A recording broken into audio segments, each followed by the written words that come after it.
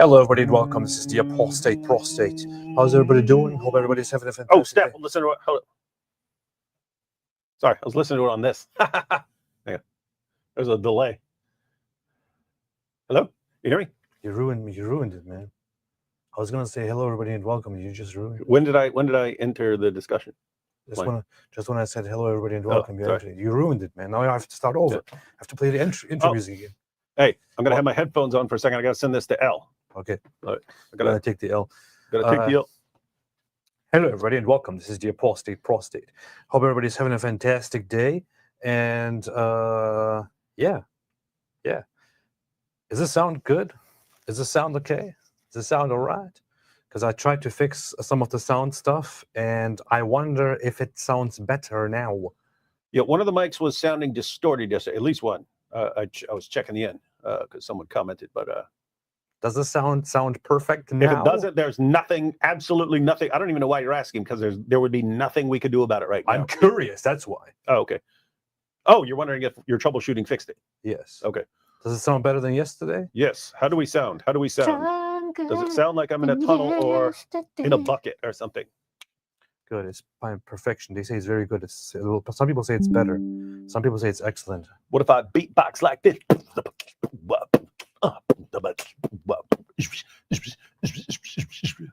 I think it sounds better because I actually plugged it from a stupid sound cable into a USB cable and did it like that. So. Here's what's stupid. I'm sitting here asking how it sounds, and I've literally got headphones on, and I just silenced the live stream so I could talk to you when I could just like literally listen to ourselves. Literally. Okay. Literally. Listen to I'll tell you how we sound. Don't listen to these suckers over here. I don't trust them. I don't trust them. Who are these people even? Trust them. So yeah, hello everybody, and what's up? Hello everybody. So we are here at Jubilee together to talk about a variety of different things. In fact, if this sounds awesome, if this sounds good, I might even do this like from now on in the future. So we want to talk a little bit about Jordan Pierce Morgan.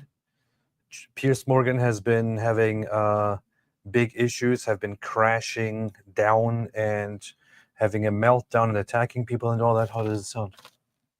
How does it sound? What? How does it sound?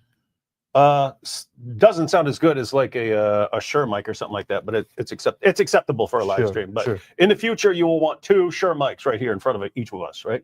Perfect. Yeah. So yeah, we want to invite me back here without two Shure mics in our faces. We want to talk about Jordan Peterson and not Jordan Peterson. Who's Jordan Peterson? We want to talk about Piers Morgan. Piers Morgan has been having big issues lately. I'm figuring out now that I'm so close to the camera, it's kind of making me unsharp, and it's all focusing on the wood. Hey, focus on me, man. Focus and look at me. Yeah. Hope everybody's doing a fantastic day. So I basically posted earlier on Twitter, also known as X, and also on the YouTube community tab, that my baptism is not happening. The plan was that I was supposed to get baptized either today or tomorrow in the morning, and something happened. Something got in between that, and I was informed and told now that the baptism is not going to happen now, but rather that it's supposed to happen once I have been going to the church and learning and being a catechumen for 1 year, 1 full year. So that's why it has been delayed. And apparently, it was a rule that the bishop of the region established, or the greater archdiocese, whatever. And our priest, my spiritual father, he wanted to make it. He wanted to kind of do the fast track treatment with me and my wife and our family. I guess his thought was that he thought, you guys, I see you as very sincere and you already know stuff. You are not like getting into all of this very, very newly. I also spent lots of time learning tons of stuff, burying my head into that and learning tons of stuff over the last months. So he wanted to kind of fast track that, but then I guess my priest kind of talked to the bishop and tried to somehow make it an exception that I could be baptized without waiting for a full year. But the thing is, in my head, this was kind of a little bit of a concern because I see people getting baptized in the Orthodox Church, and it usually seems to take like a year, more than a year. I just Andrew Wilson's wife, Rachel Wilson, she just left a comment on my post. She said it took us 3 years. 3 years. So I was a little bit I found it a little bit strange that we would be like I would be done in 3 months already and be baptized. So anyway, long story short, my priest apparently tried to do all that stuff, but then the bishop said we have a rule that we have established, 1 year. Can't make an exception in this case. So here we are. That's the official story, but I mean, we don't know what goes on behind the scenes, but I would suspect it goes something like this. AP has announced that he will conquer Constantinople as soon as he is baptized. We need him to be baptized now so we can take Constantinople. And then it goes up to the bishop, and he's not ready yet. He's not ready. He needs at least a year of training before he can conquer Constantinople, so we must make him wait. And so I think it was something more like that. I think so too. Now quit interrupting my editing. That actually was the story. So I'm just telling a different story just to cover up the real story. What takes longer, converting to Eastern Orthodoxy or to Judaism? To my understanding, Judaism takes longer. Adventists do. The thing is, we should invent a religion where it takes like 50 years to convert. Wouldn't that be cool? Yeah. Like it takes your entire life to convert. I think in Judaism, it's pretty normal that it's like on average 3 years or so. But between like 1 to 10 years. I'm saying 1 to 10 years. I was going to say 1 to 5 years. But Seth says 1 to 10. Really, 10 years? That's a long time. But then, so Judaism doesn't have the urgency of trying to convert everybody. It's like if you come into it, you are usually just turned away. You know, you're usually turned away, and you are told, "Are you sure? Think about this and come back." So in Christianity, it's a little bit different. In Christianity, it's more like people need to convert. People need to become part of the body of the church and all that. So it is, yeah, the whole. As to my understanding, from what I have from the history of the church and of baptisms that I have studied in the Christian church, in the Universal Catholic Church, it used to be much longer. Initially, it used to be like the recommendation was like 3 years. People should be catechumens for 3 years, and then they should be baptized or something like that. And this is, I think, a tradition that kind of started in the 2nd or 3rd century or so, to kind of make sure that people actually go into it knowing what they are doing, representing it properly, avoiding persecution, avoiding infiltrations and things like that, learning the religion properly and all that. I think over time, in modern times, it has usually become much shorter than it was traditionally. So, yeah. But anyway, with me, it's just, I mean, I am disappointed. I'm kind of upset about it, very honestly, and no need to hide that. But I guess I would be less upset about it if I was told in the beginning that it would take a year, and then I would just wait out the year and be done with it. But to have it, planned for a certain time, to get ready for it, to arrange things, and then to be told actually it's going to be at the end of the year or so, it's a little bit upsetting. But right now, the best thing I can do is just to say, if this is what is being decided, then I have to accept that and be fine with it. And I mentioned to you earlier that it's a weird situation where everyone's right? Like your priest was right for saying, look, this guy's really studying hard and stuff like that. We should fast track him. He's reading more in a couple months than most people read in a few years. So we can fast track this guy. He was already wrestling with this stuff for a while. So we can kind of make that makes sense. And then he's thinking, okay, we can put him on the fast track. But then the bishop's like, no, you can't just. Then everyone's gonna think they can jump on the fast track, and we have a rule, and we can't start breaking the rules. So everyone's kind of right, and sometimes just happens like this. Sometimes it happens like this. like this. But only in Orthodox Church where they make you wait forever to get baptized. To be honest, I've seen responses like these. Crazy Bear, AP, my father's ordained Baptist preacher. Come to Texas and we got you. Here's the thing. I'll go in the backyard, baptize him right now. Here's the thing. This is kind of like if I told you, like if you said, "Oh, I'm really into icons and all that, but I can't do icons because I'm a Baptist," and I said, "No problem. Just come to the Orthodox Church and you can do the icon stuff, and still do whatever you believe." You know, it is a weird response. It is a strange. I understand where you're coming from and all that, but you know, we have different traditions for a reason. So yeah. AP understands Christianity better than most Christians. Nah, I wouldn't say that. AP is looking a little Amish with the beard. Oh, maybe this is a sign. Maybe I should become Amish. Hey, by the way, I was just thinking in terms of you being a cat human for a while, but you're like reading a lot, and so you're like you've already read a ton of stuff that would take most people like a year and stuff. But I wasn't even thinking about when someone just said you understand Christianity better than most Christians. I suspect that may be true because it's interesting. You were studying Christianity a lot, like in responding to Dawa guys over the years, and people would all be surprised, like, "Gosh, how does he know this stuff so well?" Yeah, and so baptism is a very serious sacrament in the Orthodox Church. It's not just something that you just do. It's considered a very, very serious one. So just gotta wait for that. And some people think, well, but if that's what brings salvation, then if you die before you get baptized, does that mean you're going to heck? So he said heck. Does that mean you're going to HE double hockey sticks? That's not really what happened. So that's not really the understanding of it. It's just to officially become a part of the body of the church. You gotta wait for that. So anyway.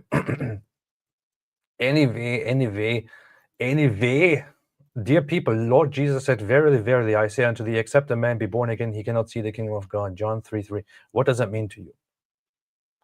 And why do you think this is now? Important? I mean, if you're just adding that to add to the conversation, I appreciate that. But sometimes people bring this as an objection, and I just wonder what exactly does that mean to you. Jean Rossis, mental hacker. AP, please check Eastern Catholicism. Unicity in rule, not every parish, its own rules, and same liturgy, you know. Yes, AP, check out everything that everyone recommends. But here's the thing: if I wanted to go to Catholicism, I would just go to a Catholic church. I'm not really necessarily. It's not just the Eastern tradition that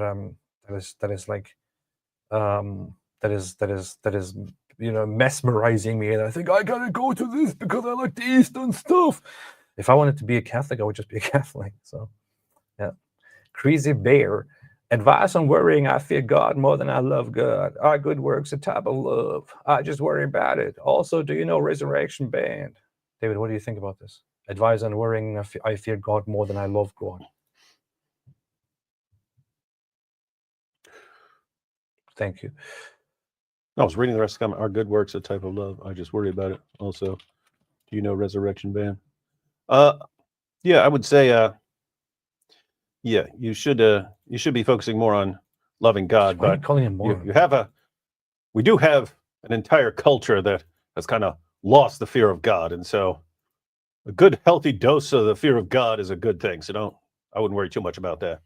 A healthy dose. Uno dose. Salt Acts 22:16. That is arise and be baptized. Yeah, powerful. Cat human, you shouldn't even be talking right now. You're just one of my kind. Meow. Cat human. Imagine being a cat human for an entire year. Thracian Alpha DNA. Please, AB, tell us exactly why you didn't choose Rabbinic Judaism. I'm on a similar journey. Because he's not a rabbi. Duh. Yeah. See? Logic and reason. No, generally, when people ask me nowadays, why didn't you choose this one? Why didn't you choose that one? Why did you go to this one? It's kind of difficult to explain why exactly I chose what I chose. but I generally wanted to wait with that kind of stuff until I'm further into this. The funny thing is, I felt much more comfortable talking about religion and religious differences and all that until I decided to become religious myself.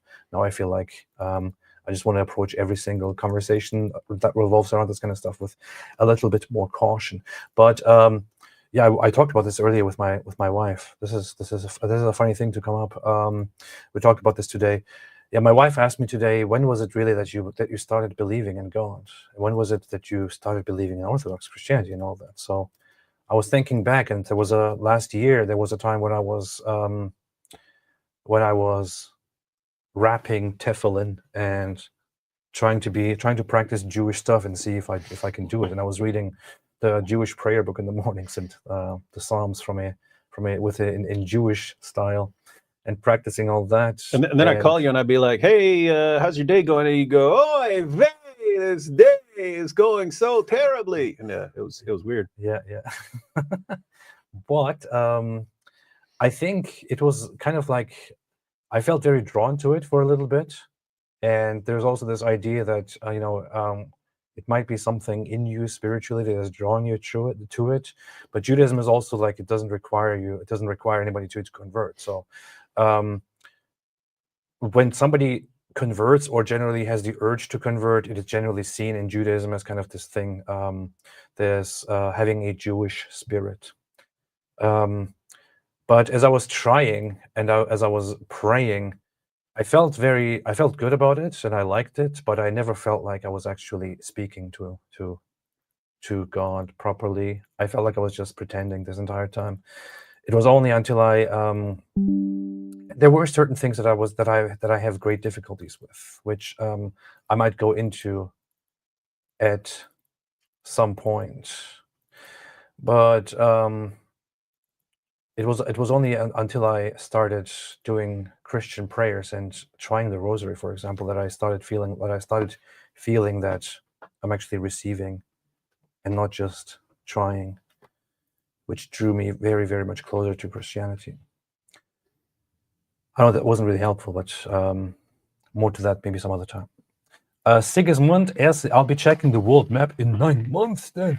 Yeah, in 9 months I will be taking over Constantinople. So yeah, that's just what we'll do.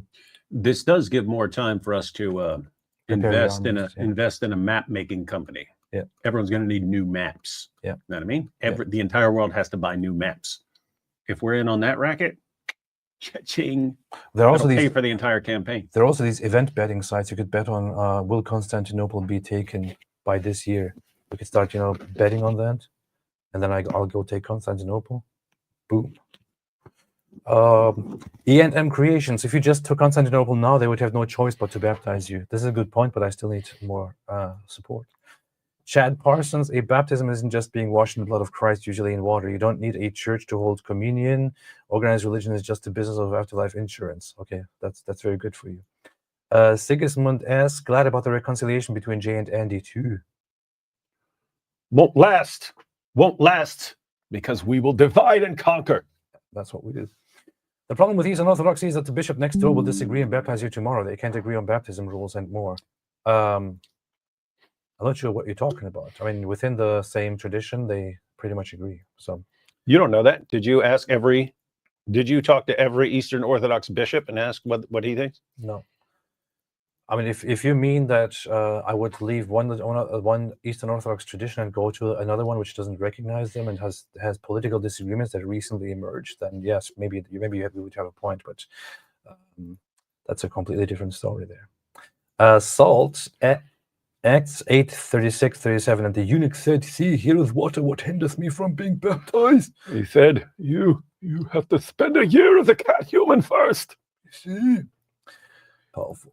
Jeremy Clarkson gave PM a the Bieber years ago. They did? Interesting. Oh, I don't know about that. I don't know about the history of Piers Morgan. Anyway, wouldn't make sense, said Edgar Bon. Wouldn't it make sense for Christians to adopt the Jewish approach to conversion, testing faith deeply, so no Andrew Tates or sneakers show up? Well, I will just present from my perspective. a pro and a contra to this. The pro is, yes, you would vet people and have them convert more carefully and all that. The contra to that is that, unlike Judaism, Christianity has kind of an urgency to conversion and the mission to actually, missionary activities, to preach the gospel, to invite to salvation and all that. So what do you say, David? Yeah, we already talked about this earlier. I said I could see it from both ways, and I pointed out the exact same thing in the book of Acts. When someone believes, it's okay. You're ready to be baptized. It wasn't this year-long process, but Jesus did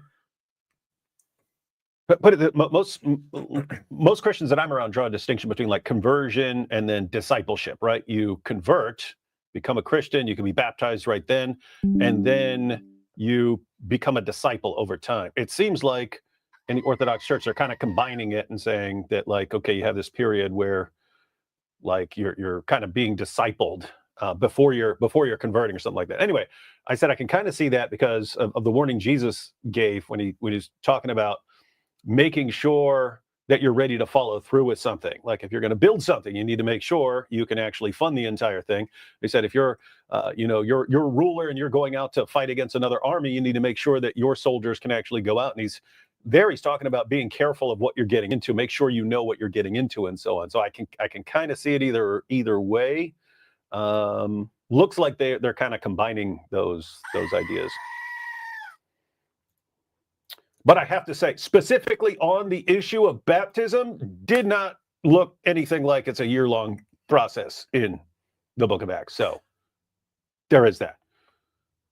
There's also another factor to this. I think it was very much around the time that the Christian church started becoming extremely popular, and people started converting in masses, and pagans in the Roman Empire. Wait, you mean at Catholic masses? No. Okay. And pagans in the Roman Empire were mass converting to Christianity. That the Christian authorities, that the Bishop of Rome and others thought, wait, hold on a second, man, hold on a second. Everybody's now suddenly converting, and we gotta check what if people actually